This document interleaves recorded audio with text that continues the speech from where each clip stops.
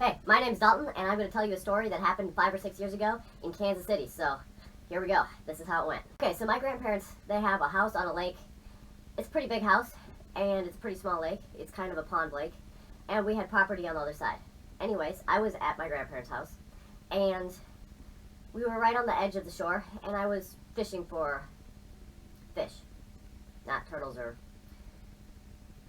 anything like that. So, I was fishing for fish, and all of a sudden, had a great idea. So I went and caught a little bitty frog. There's bunches of little frogs hopping all over the place. So I went and caught one, and I stuck it on my fish hook. And I casted, and I didn't get anything. And I casted. That's why fishing is boring, because you keep casting and nothing gets on. So I kept casting and casting and casting.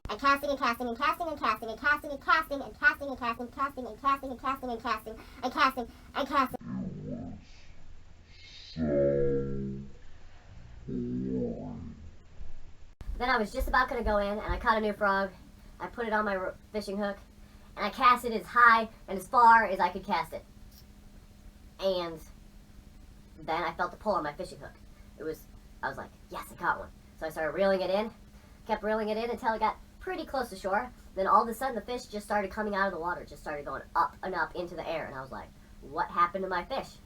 Well, I found out later that I cast it over a tree limb that was about 40 feet up in the air.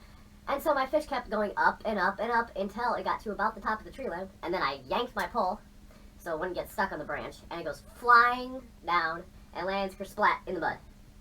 The fish pretty much looked dead. And it didn't flop at all. So I did that. I was laughing my head off. It was so funny to catch a fish over a tree and then it landed in the mud. Yeah, that's how it went. And so, yep, I caught one of those and I'm like, okay, I have to do it again. So then I did it again and didn't catch anything. Managed to get my fish hook stuck in the tree. And then I did it again and I did catch one. I did the same exact thing. All the way up and then up the tree. Just kept going and going and going. And I just keep reeling.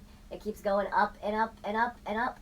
And then I yank it and it falls down, splat right beside me in the mud. And then I yank it and it falls down, splat right beside me in the mud. And then I yank it and it falls down, splat right beside me in the mud. And then after I caught the fish, I brought it to the dock and started chopping it. And you start at the head, you chop down the spinal cord on the other side, then you bring it down. You have to go around the guts, and then you have to flay it out, and then you cut around the little stomach part area.